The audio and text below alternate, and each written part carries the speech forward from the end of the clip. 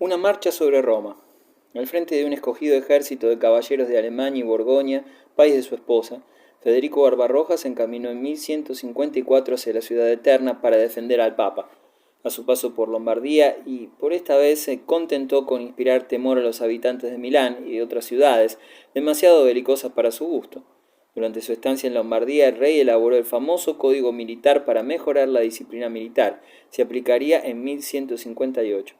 Pero mientras Federico Barbarroja se entretenía en Lombardía, los cardenales reunidos en Roma elegían papa a Nicolás Breakspere, quien tomó el nombre de Adriano IV, único inglés que ocupó el solio pontificio. Esta designación no agradó a Federico. Origináronse querellas entre los cardenales y los vasallos regios. El Partido Republicano de Roma procuró sacar ventajas del descontento de Federico para traérselo como aliado. Los embajadores que le enviaron mostraron un tono tal que pudiera creerse que representaban al poderoso Senado romano en tiempos de Catón el Viejo o Cicerón.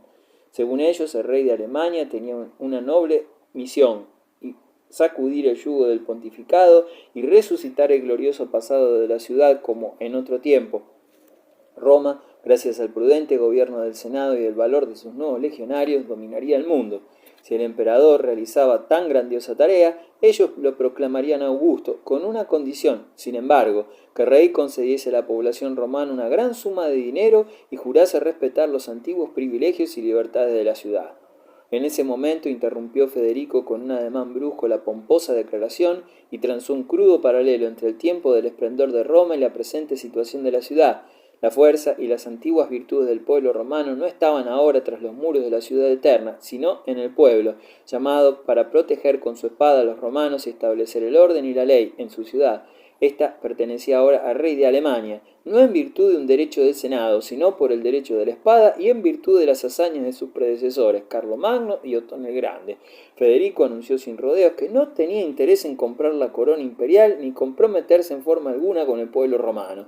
En lugar, pues, de entenderse con el partido republicano, Federico llevó al día siguiente el caballo del Papa por la brida, entrando juntos a la ciudad eterna, en visible armonía. Una vez prestado el juramento tradicional de proteger y defender a la Iglesia romana, fue coronado emperador en la Basílica de San Pedro. 1155, Arnaldo de Brescia fue encarcelado y terminó sus días en la horca. Al regresar Federico con sus tropas, poseía ya la corona imperial y se había traído fervorosos partidarios en Pavía, Cremona y otras ciudades lombardas que odiaban a Milán mortalmente. Esta ciudad, la más poderosa de Italia septentrional, y sus aliados fueron en lo sucesivo enemigos declarados del emperador. Sumisión de las ciudades lombardas. Federico Barbarroja no era hombre que se contentase con una victoria a medias. Cuando Milán amenazó con someter a toda Lombardía, Federico juzgó llegado el momento de realizar una nueva expedición a Italia. En la primavera de 1158 pasó los Alpes al frente del ejército más poderoso mandado por un emperador alemán. Estaba determinado a quebrantar el orgullo de los milaneses, para disponer su soberanía en toda Italia del norte y poner fin a las nefastas guerras civiles. Convocó una dieta en los campos roncalianos, cerca de Piacenza. Proclamó allí un edicto de paz obligatorio en todos los territorios lombardos. Todos los hombres aptos para la milicia debían jurar que respetarían el edicto imperial. Todo atentado contra la paz pública sería castigado con crecidas multas y confiscación de bienes. Haciendo votar por la asamblea este trascendental edicto, estructuraba el emperador la sólida base económica que deseaba.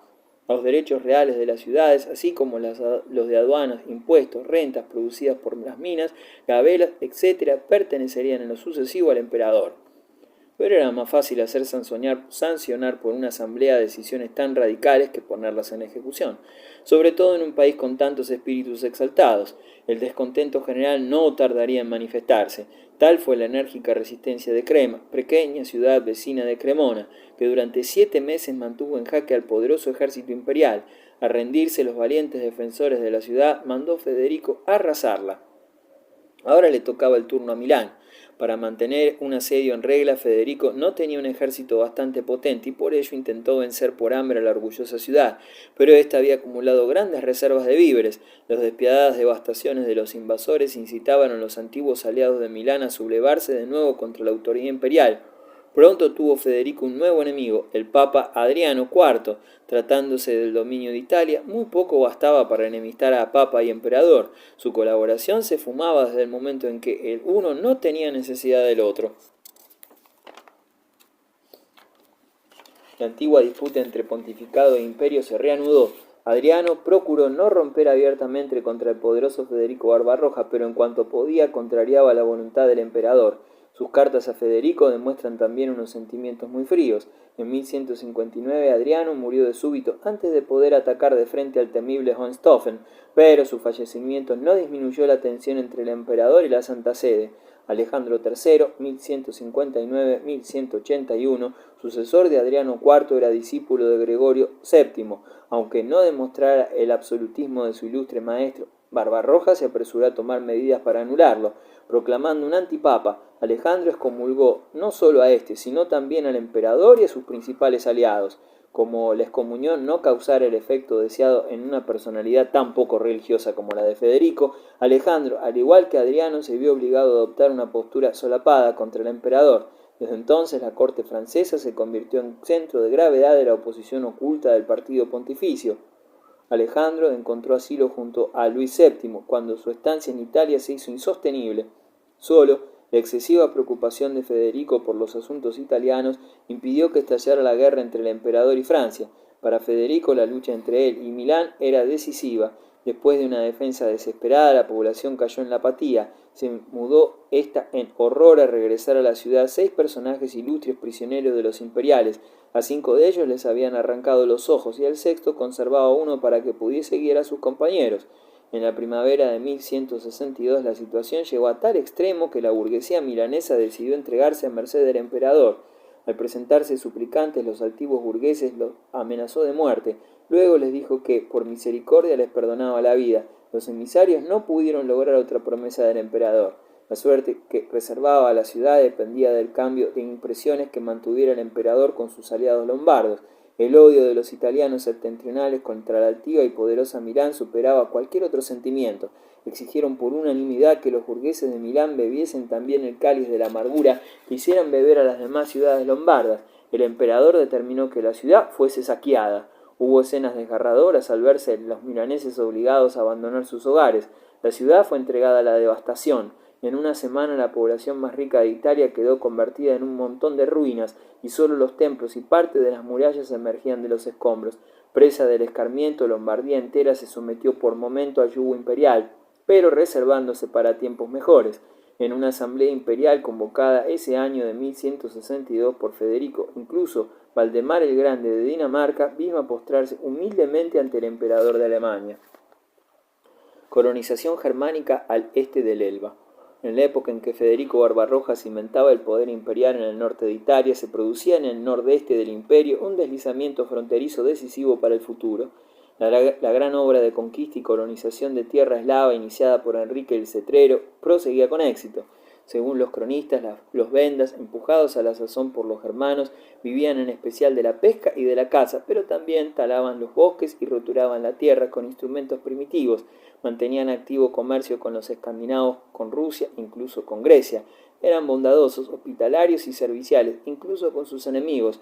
En cambio, no tenían el sentido de la propiedad. Se atribuye a los vendas como regla de vida este precepto: lo que robes por la noche conviene que lo des a tus huéspedes a la mañana siguiente. En su lucha contra los germanos daban libre curso a su crueldad, a su espíritu de venganza y perfidia, y no a su simplicidad natural.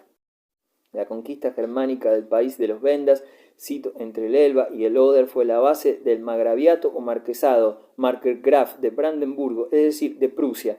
En tiempos de Federico Barbarroja reinaba allí el margrave Alberto el Oso, de la dinastía de Ascania, quien se había dedicado a extender sus territorios a expensas de los eslavos.